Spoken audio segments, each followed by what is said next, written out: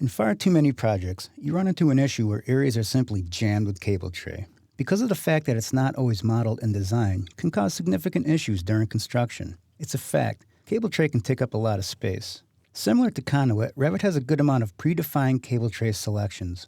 We're going to pick one and literally run with it. So to get started, let's make sure we're in our power, floor plan. Let's go to enlarge electrical room. I'm going to select this box right here, and I'm going to click the grip, and I'm going to drag it down to give us a little more room. This box is called a crop region. Hit escape once. Let's go ahead and tag our room up. On the Analyze tab, let's click the space tag. Let's put a tag here, here, and here. And let's hit escape. Let's go to the Systems tab. Let's click on Cable Tray. In the Properties, let's select a different type of cable tray. We'll go with ladder cable tray. For our offset, let's give it 2 feet. We're going to run our cable tray along the floor. We're going to bring it up out of the ceiling and down into this room, and we're going to draw it over this way. So let's pick a starting point of, say, about here. I'm going to scroll down till I get in alignment with my conduit, and I'm going to pick a point. For an offset, I'm going to go 9 feet.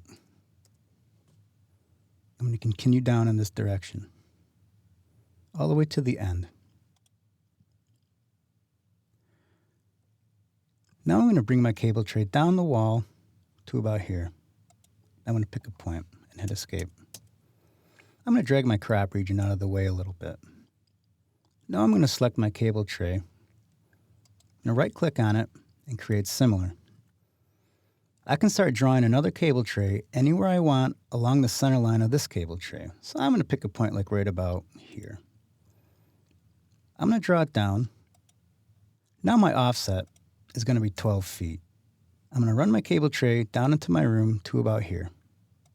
I'm going to set my offset to 2 feet. I'm just going to run it down to this point right about here outside of that room. I'm going to hit escape a couple times. To take a look at it, I'm going to select my section.